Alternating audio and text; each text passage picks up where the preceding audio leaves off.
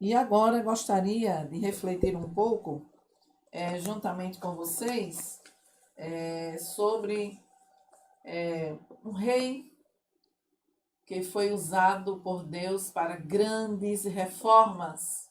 O nome deste rei, Asa, rei de grandes reformas. Asa fez o que era bom e reto perante o Senhor, seu Deus. Ele fez o que era bom e reto perante o Senhor, seu Deus. E aqui na palavra do Senhor lemos que, ouvindo, pois, Asa estas palavras e a profecia do profeta filho de Obed, cobrou ânimo e lançou as abominações fora de toda a terra de Judá e de Benjamim, como também das cidades que tomara na região montanhosa de Efraim. As abominações eram os atos carnais que se praticavam nos serviços religiosos do povo de Deus. E foi exatamente por aí, né, que o rei começou seu trabalho de reerguimento político e social de Judá. Isso mesmo. Paulo, ele vai direto quando fala aos colossenses sobre a necessidade de uma mudança espiritual, e ele usa o seguinte verbo, despojar, que quer dizer lançar fora as práticas que prejudicam a vida social, política e espiritual de um povo. Que tal, né, começarmos uma reforma espiritual em nossas vidas? Quem sabe algum que está ouvindo, né, alguma pessoa, algum ouvinte, ele tem que neste momento começar a lançar fora aquele pecado querido que você guarda em silêncio. Ele é tão querido por você, mas ele é pecado. Mas tem que ser lançado fora para que você possa voltar a ter a comunhão com Deus. Talvez um pecado secreto, confessando hoje mesmo ao Senhor, pedindo-lhe perdão, você vai lançar fora e você vai ficar liberto para a glória de Deus. Teve a reforma também litúrgica e renovou o altar do Senhor que estava diante do pórtico do Senhor. O altar sempre esteve, né, relacionado com culto, com ato de adoração, sacrifício. Onde se construía um altar era exigido também respeito, reverência e ordem. O altar está ligado com o ofício do culto, isto é, com a liturgia. Como seja, tudo que vai acontecer durante o culto, a liturgia. Então, tem aquele momento de estar orando, o momento de estar na adoração, na meditação da palavra, tem também os testemunhos, não é? Então, tudo isso faz parte da liturgia, a pregação, a mensagem, o convite para o ouvinte, tudo faz parte da liturgia, mas tudo com ordem e decência, não é? Então, o altar está ligado ao ofício do culto. E liturgia não é simplesmente, né, um programa escrito que você tem que seguir ali, passo a passo, né? Liturgia é a expressão da nossa fé. Isso mesmo. É a teologia em atos de adoração. Aquele culto que você vai prestar ao Senhor e ali você fica em reverência do início ao fim. Ali você está ligado com o trono. E aí Deus vai falando com você. Você vai sentindo a sua presença. E quando Asa, ele renovou o altar do Senhor, ele estava exigindo uma reforma no ofício também do culto. Quando Paulo, em 1 Coríntios 14:40, diz assim: tudo, porém, seja feito com decência e ordem. Está mostrando que o ofício de um culto é um ato profundamente espiritual e não uma distração para o povo de Deus. O culto tem a ver com a proclamação das virtudes daquele que nos chamou, glória a Deus, das trevas para a sua maravilhosa luz. Então, quando vamos cultuar a Deus, será que estamos realmente preocupados que o Senhor está recebendo a nossa adoração? Que aquele culto que estamos prestando está chegando diante de Deus, no trono de Deus? E aí ele teve essa preocupação também, Asa, de reformar também a parte litúrgica, onde muitos já não adoravam a Deus como era para adorar. Também ele enfrentou a reforma ética. O rei Asa dispôs também a Maaca. Quem era Maaca? Sua mãe. Isso, da dignidade de rainha-mãe, porquanto ela havia feito a Azera uma abominável imagem. Asa destruiu-lhe aquela imagem, que feita em pó, queimou no vale de Cedron. Coragem, não é? E temor a Deus. Mas foi a mãe dele que fez. Mas ele queria agradar a Deus. Não importava quem tinha sido a ideia, quem tinha feito, mas o compromisso dele era com Deus, não é? O que Asa fez com a deposição de Maaca, a mãe, que de fato era sua avó, foi a moralização do governo. Então todos passaram a ver assim, bom, realmente, ele está querendo realmente agradar a Deus. Não importa que foram seus familiares que erraram, ele está corrigindo a todos, né? Toda imagem de escultura quebra, queima. E foi uma reforma ética, sim. O comportamento da família real, né, com o escandaloso nepotismo, estava desmoralizando o governo. Desde a divisão do reino, começando com Roboão, depois com Abias, e até chegar a Asa. O que podemos observar aqui é a quebra da ética no tratamento que se dava aos assuntos governamentais. Que rei, viu? Que rei este, né? Corajoso. Os interesses movidos eram mais pessoais do que nacionais. E foi exatamente com esse propósito, não é? Que ele acabou quando ele tirou a sua avó de cena. Ela já não mandava mais, ela já não ditava mais ordens, não é? Ela já não fazia mais o que queria, mas o rei temente a Deus, sim, ele estava seguindo os passos do Senhor e fazendo uma grande reforma, né? Reforma ética trouxe à casa de Deus as coisas sagradas por seu pai e as coisas que ele mesmo consagrara: prata, ouro, objetos de utilidades. O rei levou as suas reformas até mesmo a aparência na estética do templo. Ele cuidou de tudo, mas de tudo mesmo. E devolveu à casa do Senhor os objetos que foram preparados, consagrados para ornamentar o santuário. Como é bom, não é? Adorar a Deus com sinceridade, não é? Temos que levar muito a sério a forma de adoração, a forma litúrgica, a forma ética como nos portamos, como também nos conduzimos, como também os utensílios da casa de Deus também, não é? São consagrados ao Senhor. Um instrumento que é consagrado ao Senhor, ele não pode ser usado em outro local, não.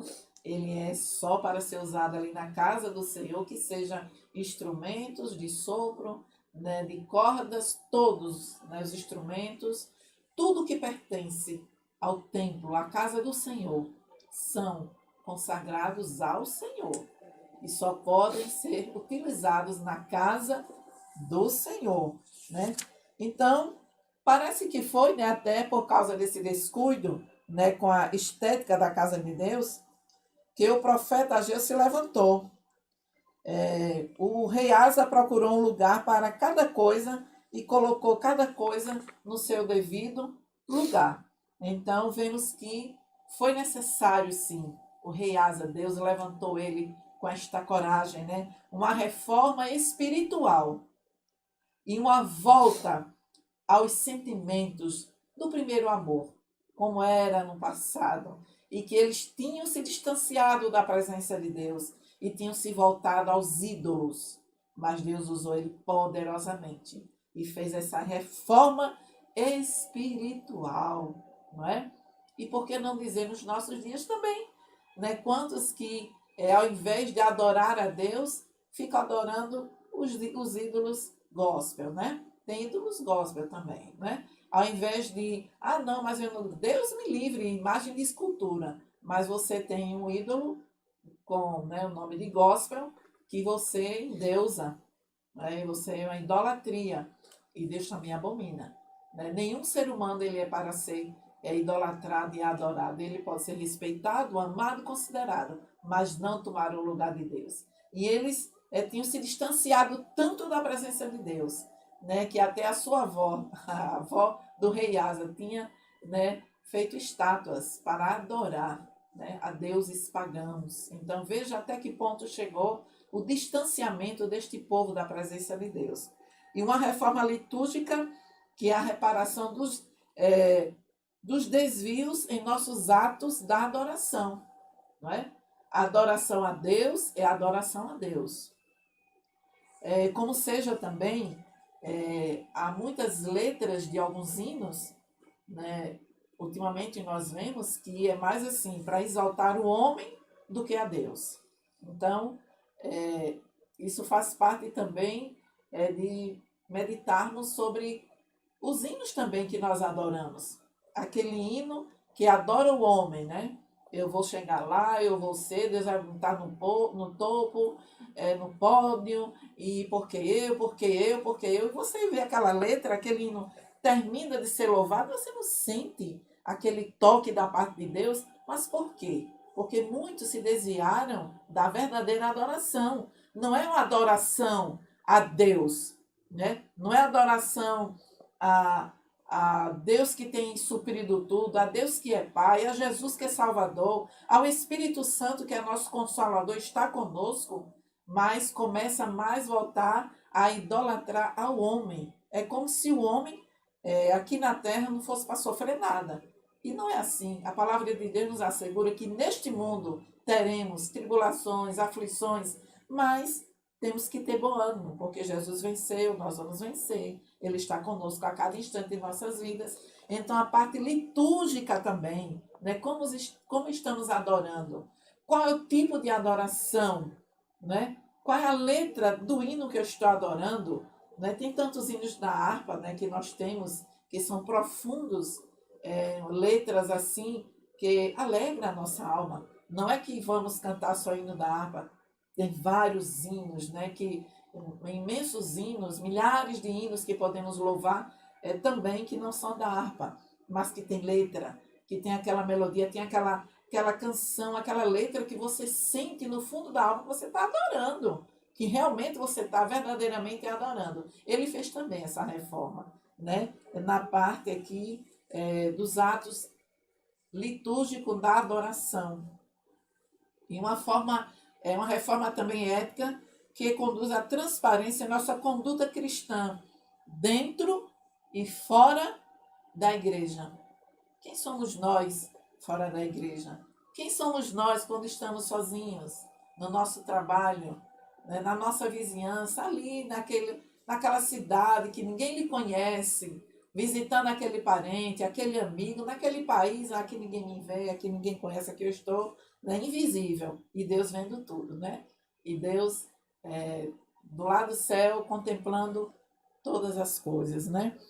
Agora eu lembrei falando invisível, tem um irmão da nossa cidade, Paulo, ele tinha um pouco de deficiência mental, um pouco de limitação, e aí o tio dele foi para uma cidade, antes de aceitar Jesus, foi para uma cidade da Bahia, porque tinha muitos inimigos querendo matar. E aí esse tio dele foi para uma cidade da Bahia para que algumas pessoas fizessem lá, né, umas rezas e ele ficasse invisível. E aí, quando esse tio dele chegou na cidade, ainda não era crente, depois ele aceitou Jesus e partiu com Jesus. E aí, quando ele chegou na cidade, crendo que, né, aquelas rezas, aquelas preces, tinha deixado ele invisível. E quando ele desceu na cidade rodoviária, aí estava lá o irmão Paulo, foi quem primeiro gritou: Meu tio, quanta saudade, o senhor está chegando. Ele disse: Você está me vendo? Ele: Claro, o senhor não é o tio fulano. Eles perdi meu dinheiro, pronto. Então, não, até porque Deus vê todas as coisas, né? Eu lembrei dessa frase agora, invisível, né? Esse irmão Paulo era muito engraçado. E veja que aonde nós estivermos, Deus está. Então, a nossa parte ética, né? A nossa vida, a nossa conduta, a nossa ética cristã, como nós temos nos portado, é o mesmo comportamento que eu tenho na igreja, é o mesmo comportamento que eu tenho na escola, no meu trabalho, ali onde ninguém me conhece, né? Mas se eu sou luz, eu vou brilhar onde eu estiver, né? E minha parte de compromisso com Deus, de vida cristã, ela tem que brilhar onde eu estiver, né? Aquela minha roupa, ela é a mesma, né? É a mesma da igreja, é a mesma do trabalho, é a mesma que eu vou para todos os lugares, né? Porque eu estou representando ali, eu faço parte do corpo de Cristo. Eu sou luz, eu sou serva, eu sou filha do Deus Altíssimo. E aonde eu estiver, onde eu chegar, eu tenho que brilhar, não é? Então, referência também uma reforma ética, reforma espiritual, litúrgica também, ética e uma reforma também estética. É olhar, refazer as coisas de Deus com prazer, com bom gosto, com amor, com primazia, com excelência. Isto é, né, fazer uma reforma também estética daquilo que estamos nos conduzindo, vendo, andando, enfim, tudo, né? Nossa vida, toda parte espiritual, né? Que nos conduz a nos aproximar mais de Deus. Então, será que eu estou disposta a abandonar velhas práticas para que Deus seja glorificado em minha vida? Né? Será que ou eu estou condicionada a permanecer? Eu não quero mudar porque eu gosto. Eu me sinto bem com aquele pecado e eu não quero uma mudança, então você não vai ser abençoado. Mas se você estiver disposto a mudar velhas práticas, né, para que Deus seja glorificado, hoje Ele pode fazer em sua vida. E são práticas, quem sabe, ocultas, mas que têm lhe impedido de você se aproximar mais de Deus. Deus, nesta tarde, está falando para você. Eu sou Deus, que quebra o vaso e que refaço outra vez. Eu sou Deus, que estou aqui, mais uma vez, te dando esta oportunidade para que você tenha uma mudança de vida, né? Abandone todas as velhas práticas que não me agradam, mas você siga me servindo com santidade. Deus deseja consagração integral da minha vida, da sua vida, sem exceção de nenhuma área, em todas as áreas da nossa vida, né? Todas as áreas da nossa vida. Deus quer, exige santificação. Ah, irmã, mas assim, às vezes a gente é até justificável uma mentira que não seja para me salvar de uma situação difícil. Mas mentira sempre vai ser mentira, né? Mentira sempre vai ser mentira. E Deus não pode abençoar. Não, mas é que uma certa vez, né, foi uma coisa assim, tão engraçada que eu guardei essa fala de um pastor para nós éramos jovens visitando esse pastor em Pernambuco, e ele nos disse assim: olhe, eu era comerciante quando ninguém existia muito pouco comerciante E eu já era comerciante aqui em Pernambuco, enriquei muito, ilicitamente, esse pastor nos disse. Aí a gente ficou assim, né? Como assim, ilicitamente? Ele disse, só para vocês terem ideia, eu comprava uma colher. Naquela época, né, a maioria dos feirantes era na feira mesmo, era na feira, que ele vendia uma torta bem grande, e aí ele dizia assim, olha, quando vocês imaginem como eu enriquei. Eu comprava uma colher, um exemplo assim, por 5 conto e vendia por 50 dizendo que estava tendo perda, que ali não estava dando lucro nenhum. E eu estava ganhando demais até, demais. Então eu mentia muito. E aí quando foi depois, lá na frente, eu não aceitei não aquela riqueza ilícita e comecei a fazer muitas doações e pedir perdão, porque eu não servia a Deus, eu mentia demais. Então eu dizia até que o lucro não estava sendo quase nada, mas eu era um comerciante muito astucioso, mentiroso. Eu fazia muita coisa que não agradava a Deus. Aí ele disse, depois, né, aceitou Jesus, e muitos anos depois Deus chamou para o seu reino. Então, para fazer a parte, né, da obra do Senhor, e agora ele já descansa, né, está com Cristo. Mas o que eu quero dizer é assim, até aquelas coisas que são tão simples, que para nós, eu acho que isso nem seja pecado, mas se está fora, né, da palavra do Senhor, se não condiz com a palavra do Senhor, aquelas práticas, atitudes, aqueles vícios, né, até corriqueiros, que é pecado, então temos que deixar, temos que nos libertar. E o Senhor só tem a nos abençoar. Então, Deus deseja que tenhamos uma vida total em consagração. Será que tem alguma área de nossa vida? Aí Deus faz uma pergunta a você nesta tarde. Você quer que aquela área da sua vida seja santificada? Entregue aos meus pés. Derrame na minha presença, que eu vou sim fazer uma limpeza em tua vida. E você vai ter forças para me servir com uma vida íntegra, total de santificação. Então, a palavra que o Senhor nos traz no dia de hoje é esta, né? Rei Asa, rei das grandes reformas. Asa fez o que era bom e reto perante o Senhor, seu Deus. Mas ele também, né, jogou fora tudo aquilo que estava impedindo de Deus abençoar. E o seu povo foi abençoado. Ele foi, toda a sua família, o seu povo, a sua nação, por conta da sua atitude, de tomar essa decisão. Eu quero me santificar. Eu quero agradar ao meu Deus. Então, eu vou fazer uma reforma em todas as áreas da minha vida, do meu povo, da casa do Senhor. Que Deus continue te abençoando.